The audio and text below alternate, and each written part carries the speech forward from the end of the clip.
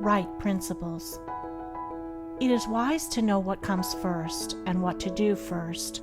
To begin anything in the middle or at the end is to make a muddle of it. The athlete who began by breaking the tape would not receive the prize. He must begin by facing the starter and towing the mark, and even then a good start is important if he is to win. The pupil does not begin with algebra and literature, but with counting and ABC. So in life, the businessmen who begin at the bottom achieve the more enduring success, and the religious men who reach the highest heights of spiritual knowledge and wisdom are they who have stooped to serve a patient apprenticeship to the humbler tasks, and have not scorned the common experiences of humanity or overlooked the lessons to be learned from them. The first things in a sound life, and therefore in a truly happy and successful life, are right principles. Without right principles to begin with, there will be wrong practices to follow with, and a bungled and wretched life to end with. All the infinite variety of calculations which tabulate the commerce and science of the world come out of 10 figures. All the hundreds of thousands of books which constitute the literature of the world and perpetuate its thought and genius are built up from the 26 letters. The greatest astronomer cannot ignore the 10 simple figures. The profoundest man of genius cannot dispense with the 26 simple characters. The fundamentals of all things are few and simple, yet without them there is no knowledge and no achievement.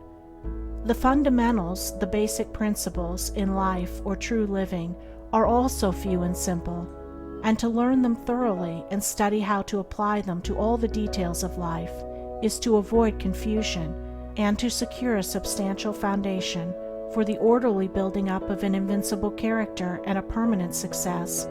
And to succeed in comprehending those principles in their innumerable ramifications in the labyrinth of conduct is to become a master of life.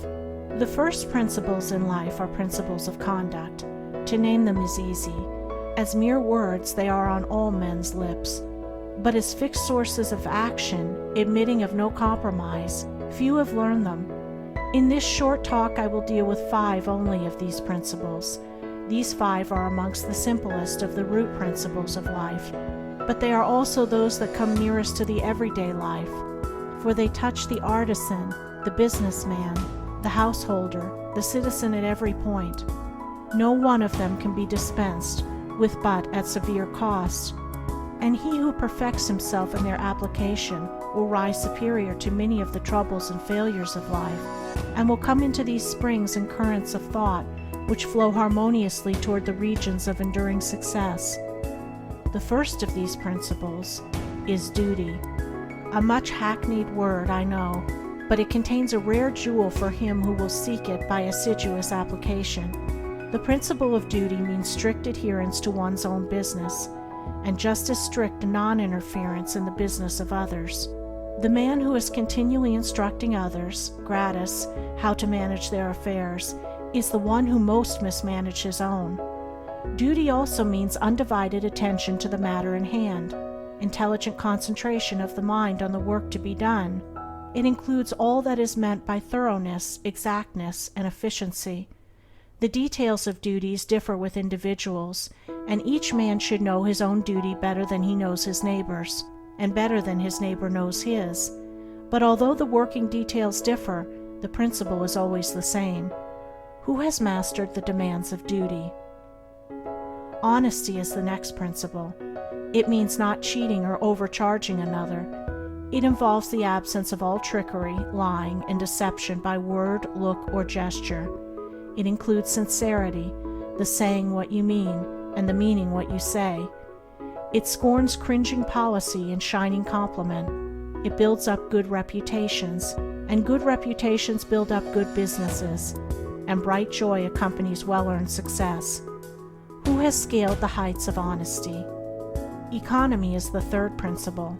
The conservation of one's financial resources is merely the vestibule leading towards the more spacious chambers of true economy. It means, as well, the husbanding of one's physical vitality and mental resources. It demands the conservation of energy by the avoidance of enervating self-indulgences and sensual habits. It holds for its followers strength, endurance, vigilance, and the capacity to achieve. It bestows great power on him who learns it well, who has realized the supreme strength of economy. Liberality follows economy. It is not opposed to it. Only the man of economy can afford to be generous. The spendthrift, whether in money, vitality, or mental energy, wasted so much on his own miserable pleasures as to have none left to bestow upon others. The giving of money is the smallest part of liberality. There is the giving of thoughts and deeds and sympathy, the bestowing of goodwill, the being generous towards calumniators and opponents. It is a principle that begets a noble, far-reaching influence. It brings loving friends and staunch comrades, and is the foe of loneliness and despair. Who has measured the breadth of liberality?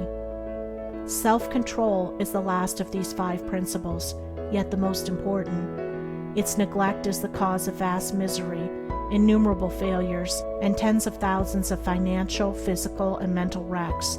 Show me the businessman who loses his temper with a customer over some trivial matter, and I will show you a man who, by that condition of mind, is doomed to failure. If all men practiced even the initial stages of self-control, anger, with its consuming and destroying fire, would be unknown. The lessons of patience, purity, gentleness, kindness, and steadfastness, which are contained in the principle of self-control, are slowly learned by men, yet until they are truly learned, a man's character and success are uncertain and insecure. Where is the man who has perfected himself in self-control? Where he may be, he is a master indeed. The 5 principles are 5 practices, 5 avenues to achievement, and 5 sources of knowledge. It is an old saying and a good rule that practice makes perfect, and he who would make his own wisdom, which is inherent in those principles, must not merely have them on his lips, they must be established in his heart. To know them and receive what they alone can bring, he must do them, and give them out in his actions.